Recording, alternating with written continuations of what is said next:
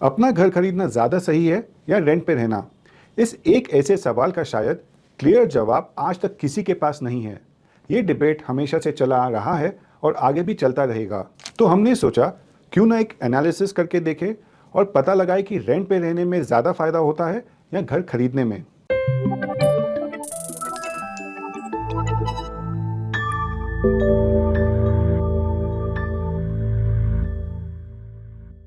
Hello and welcome to ET money Hindi. इस video में हम कंपेयर करेंगे कि घर खरीदना और रेंट पे रहना इनमें कितना डिफरेंस होता है। इसके अलावा हम ये भी बात करेंगे कि आपको कब घर खरीदना चाहिए और कब रेंट पे रहना चाहिए। तो चलिए शुरू करते हैं। सबसे पहले देखते हैं कि अगर आप घर खरीदते हैं तो एक्चुअली कितना पैसा आपको अपनी जेब से देना होगा। मान लीजिए आप 1 करोड़ का घर लेते हैं। इस घर को खरीदने के लिए आप लोन भी लेते हो। बैंक मैक्सिमम आपको 80% तक लोन देता है, मतलब 80 लाख का लोन आपको मिलेगा और 20 लाख का डाउन पेमेंट आपको खुद अपनी जेब से करना होगा। इसके अलावा घर खरीदते वक्त 2 बड़े खर्चे और होते हैं, वो है स्टैम्प ड्यूटी और रजिस्ट्रेशन। अब स्टैम्प ड्यूटी हर स्टेट में अलग अलग होती है, लेकिन एवरेज 5% मान सकते हैं। इसका मतलब 1 करोड़ के घर का तकरीबन 5 लाख रुपए। रजिस्ट्रेशन आमतौर पे 0.5 से लेके 1% तक होता है और यहाँ हम 1% मान रहे हैं, यानी 1 लाख रुपीज़। फिर आते हैं रेगुलर खर्चों पर, जैसे प्रॉपर्टी टैक्स और सोसाइटी मेंटेनेंस। प्रॉपर्टी टैक्स एक ऐसी कॉस्ट है जो आपके घर खरीदने के बाद हर साल देनी पड़ती है। हर सिटी का अपना सिस्टम होता है, जैसे कहीं रेंटल वैल्यू के हिसाब से टैक्स लगता है, कहीं मार्केट वैल्यू के बेसिस पर और कहीं कहीं घर के साइज पर। फॉर एग्जाम्पल, मुंबई में मार्केट वैल्यू का लगभग 0.3% टैक्स लग सकता है। मतलब अगर आपके घर की वैल्यू 1 करोड़ है तो आपको around 30,000 rupees per year property tax देना पड़ सकता है। तो सिंप्लिसिटी के लिए 0.3% प्रॉपर्टी टैक्स मानकर चलते हैं। सोसाइटी मेंटेनेंस चार्जेस भी आपको हर महीने देने पड़ते हैं। ये सोसाइटी के मेंटेनेंस और फैसिलिटीज़ को कवर करते हैं, जैसे लिफ्ट, सिक्योरिटी, क्लीनिंग एक्सेट्रा। इसको हमने 50,000 रुपये सालाना कंसिडर किया है। इन दोनों खर्चों का टोटल पहले साल के लिए 80,000 रुपये होता है, लेकिन जैसे जैसे प्रॉपर्टी की वैल्यू बढ़ती है ये खर्चे भी बढ़ते जाएंगे और यह चीज़ हमने कैलकुलेशन में कंसिडर किया है। अब लोन की बात करें तो 80 लाख के लोन पर 9% इंटरेस्ट के हिसाब से 20 साल के लिए ईएमआई बनता है लगभग 71,978। मतलब सिर्फ बैंक को ही आप अगले 20 सालों में लगभग 1.72 करोड़ देंगे। अगर हम down payment, stamp duty, registration और सारे एक्स्ट्रा चार्जेस जोड़ दें तो घर की टोटल कॉस्ट बन जाती है 2.25 करोड़ इन 20 ईयर्स। अब सवाल है कि प्रॉपर्टी की वैल्यू अगले 20 सालों में कितनी बढ़ेगी। ये डेटा नेशनल हाउसिंग बैंक यानी एनएचबी से हमने लिया। इनके पास रेसिडेक्स इंडेक्स होता है, जिससे आप देख सकते हैं कि अलग अलग सिटीज़ में प्राइजेस कितने बढ़े या घटे हैं।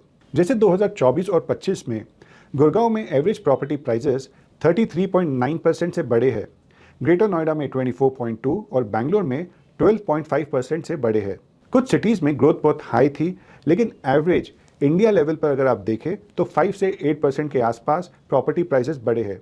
डिस्क्रिप्शन में हमने एनएचबी इंडेक्स का लिंक भी दिया है, अगर आप चाहे तो अपनी सिटी का डेटा चेक कर सकते हैं। इस बेसिस पर हम कॉन्जर्वेटिव अजम्पशन लेते हैं कि प्रॉपर्टी 4.5% एनुअल रेट से अप्रिशिएट करेगी। मतलब 20 सालों बाद आपके घर की वैल्यू लगभग होगी 2.41 करोड़। और जब हम कंपेयर करते हैं total cost versus final value तो नेट गेन सिर्फ 7% के आसपास बनता है।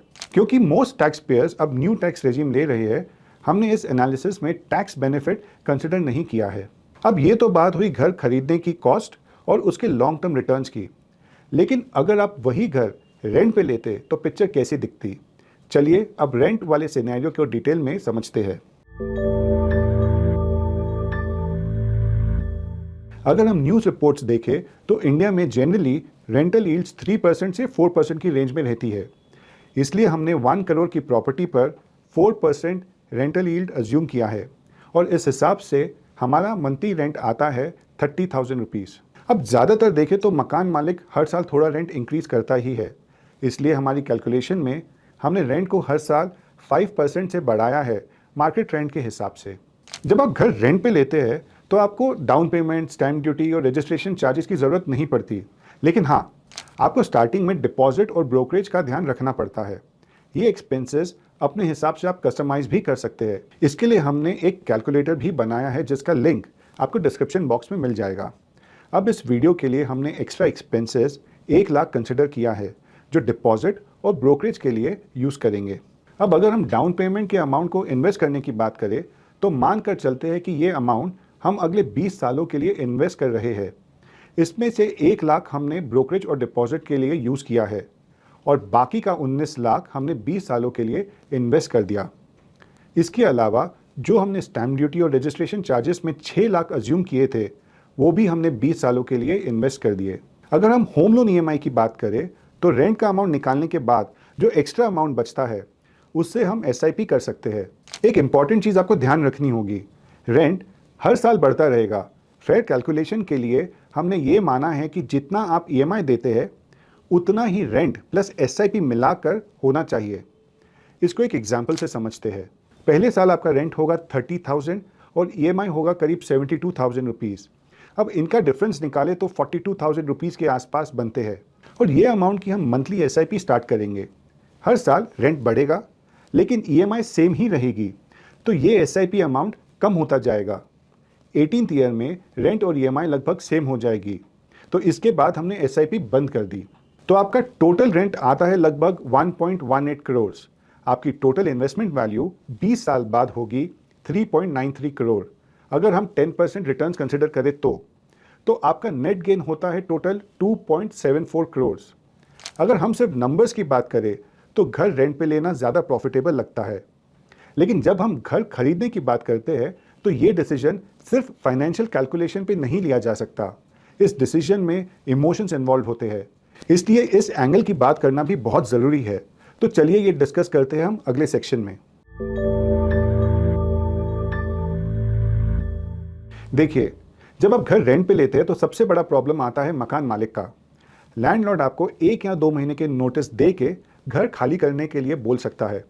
आपको हर मॉडिफिकेशन के लिए लैंडलॉर्ड से परमिशन लेनी पड़ती है और बाकी कई सारी चीज़ों में आपको लैंडलॉर्ड के रूल्स के हिसाब से चलना पड़ता है। एक और चीज़ है जो हमने डिस्कस नहीं की अब तक, जब आप घर शिफ्ट करते हो तो पैकर्स एंड मूवर्स के भी खर्चे होते हैं, प्लस हर चीज़ पैक करना और फिर नई जगह जाके घर फिर से सेटअप करना, ये प्रोसेस बहुत टाइम कंज्यूमिंग होता है। अब अपने घर पे रहने के तो कई बेनिफिट है।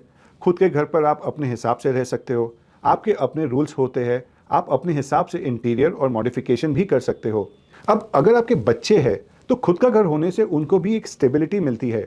हर कुछ साल बाद उन्हें नए दोस्त नहीं बनाने पड़ते। सबसे बड़ी बात, एक बार लोन उतर जाए तो फाइनेंशियली आप एक बेटर पोजीशन में आ जाते हो। हमने 20 साल का कंपैरिजन किया है। अगर ये कंपैरिजन और लंबे समय के लिए करे तो शायद हो सकता है कि अपना घर होना या अपना घर खरीदना ही एक बेटर ऑप्शन हो। तो अब हम वीडियो के फाइनल पार्ट पर आ गए हैं। तो अगर हम सिर्फ नंबर्स की बात करें तो रेंटिंग ज़्यादा प्रॉफिटेबल लगता है, लेकिन जब हम घर खरीदने का फैसला करते हैं तो ये डिसीजन सिर्फ एक फाइनेंशियल कैलकुलेशंस पर नहीं लिया जा सकता, बल्कि ये एक इमोशनल सेटिस्फैक्शन और लाइफ गोल्स पर भी बेस्ड होता है। तो अपना घर खरीदना एक फाइनेंशियल कैलकुलेशन से ज़्यादा एक इमोशनल डिसीजन होता है जो आप अपनी फ्यूचर और फैमिली के लिए लेते हो। एक बात याद रखिए, जिस घर में आप रहते हो वो कोई इन्वेस्टमेंट नहीं होता, तो उसे कैलकुलेशन या इन्वेस्टमेंट की तरह नहीं देखना चाहिए। तो बस आज के लिए इतना ही। ये वीडियो अगर आपको पसंद आया तो इस वीडियो को लाइक और शेयर ज़रूर कीजिए और चैनल को भी ज़रूर सब्सक्राइब करिए। Mutual fund investments are subject to market risks. Read all scheme-related documents carefully.